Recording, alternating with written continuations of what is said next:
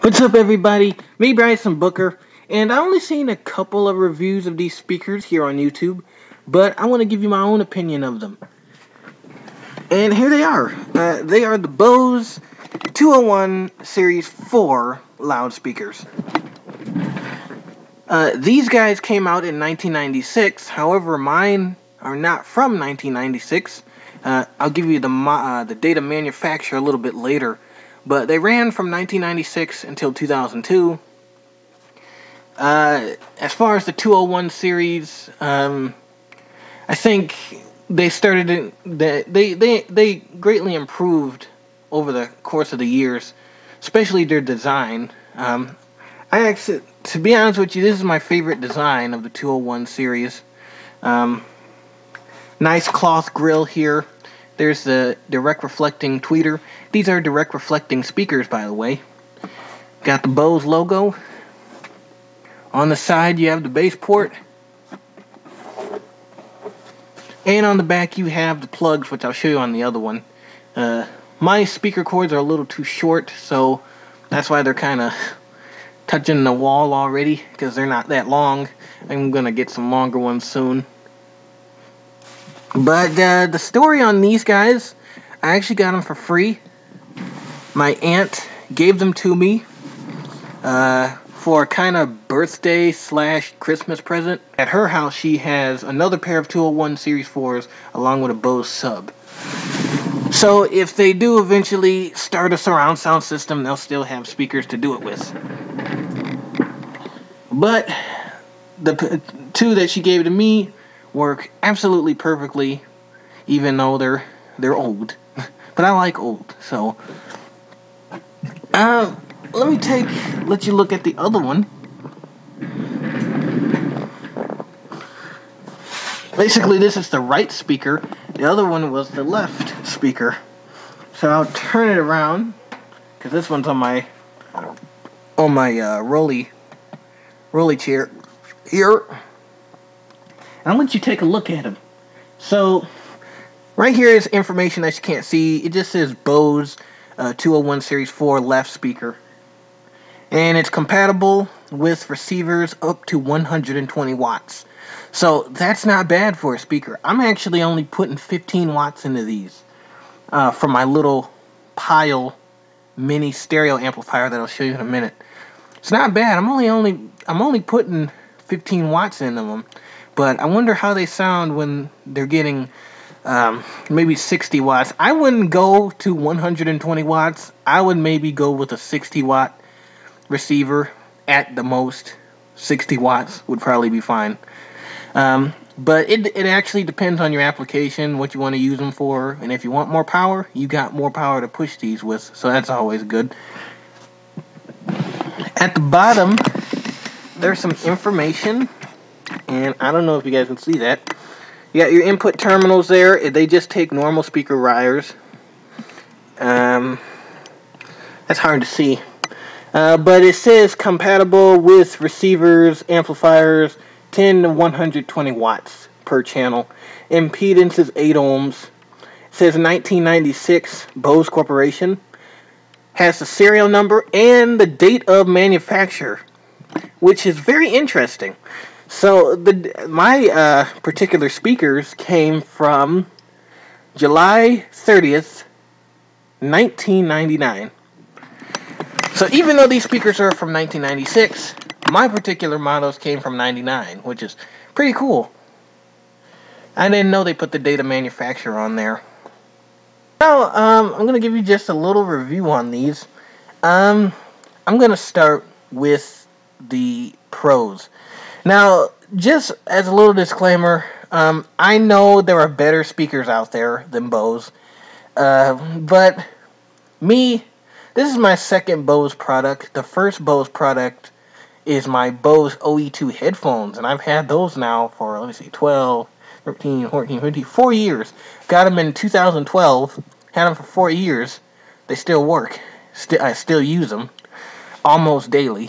So it's a reliable brand to me, and it's also, I grew up with the brand in so many of my parents' vehicles. They had Bose systems, so it's basically a brand that I learned to grow up with, and I love the sound of them. Gives you some good sound. So basically, with these, the pros are they sound pretty darn good for stereo speakers.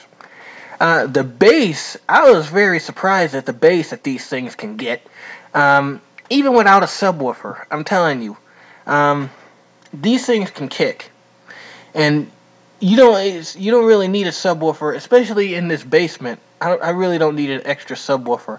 However, I would suggest getting a subwoofer if you're using these in applications like for home theater use, or if you're using these in a bigger room to play music. Yeah, you might want to get a subwoofer because they probably can't fill that big of a room. But heck, small rooms, medium rooms, these by themselves are perfect. You can also use these as surround sound speakers. So if you already have center channels and left and right, you can use these in the back as surround sound speakers. They can work for that too.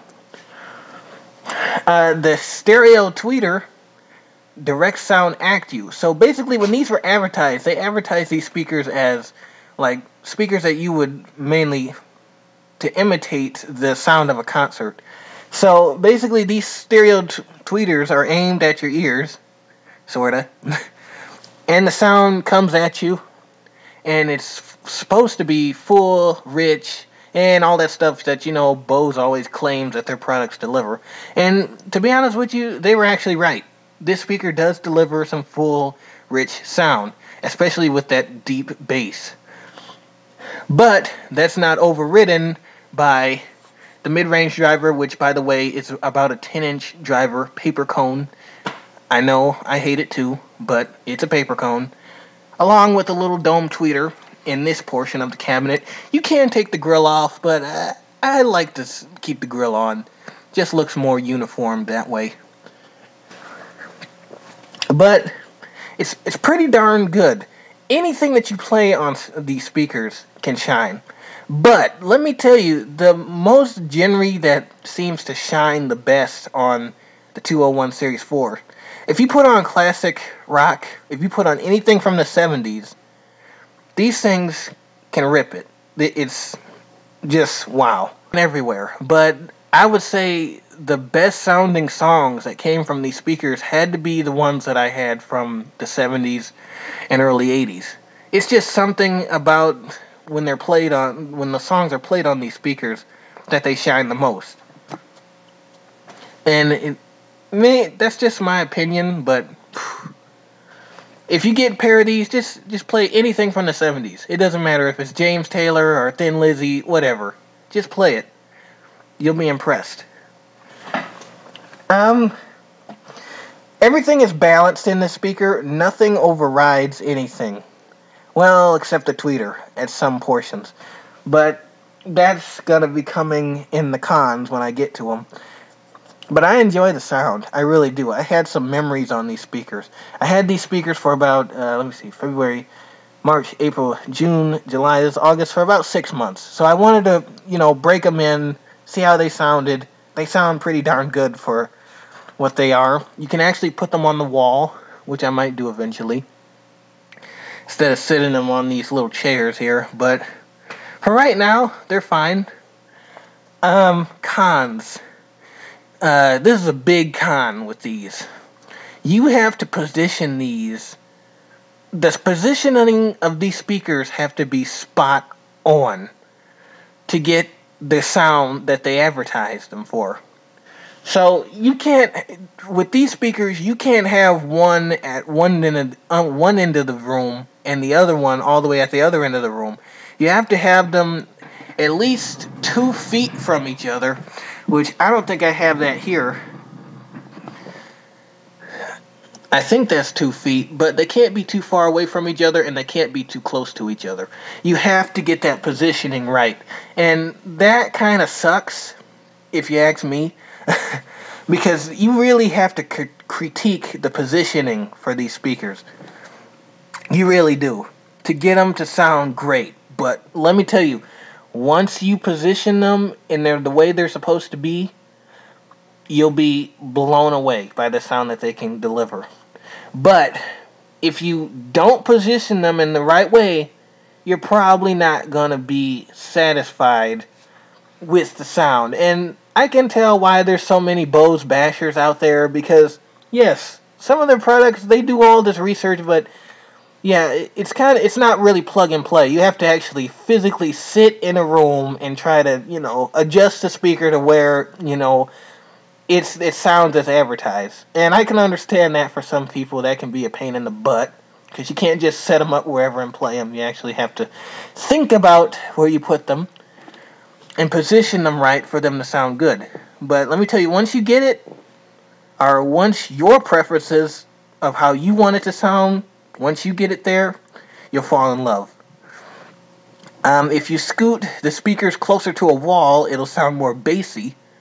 If you leave a little gap between the wall, like I have there, you get just the right amount of bass. So if you're a bass heavy guy, you might want to put these close to your wall. If you're not, like me, putting them far away will be in your best benefit. But once you get it right, they sound awesome. I'm powering them by, as you can see up there, is that little box on the top of the TV, a little pile receiver.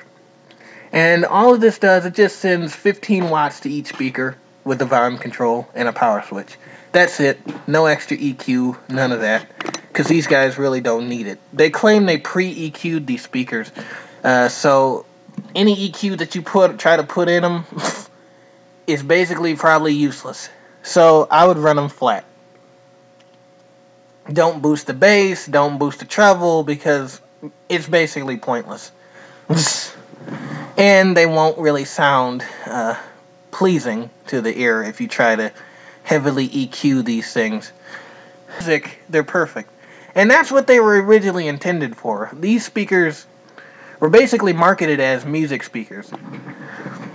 And if you use them that way, they sound awesome. And I love them to death. I'm not going to get rid of them. I love my Bose products. I'm probably going to keep expanding and getting more, because I just love the company and what they do and the sound that these speakers like these produce. And I'm telling you, the products back then that they made in 99, 96, 97, 98 rock. The 80s, all of their 80s products, they rock. Now, I mean, they're skimping a little bit on their products, but pick up one of their old products. If you want real Bose, get any product from the 70s, 80s, or 90s from Bose. You'll be happy. So these are the 201 Series 4s from 1999, mine. And I hope you enjoyed and hope you pick them up. They're pretty great. Hey guys, stay for the sound test. That'll be in the next video.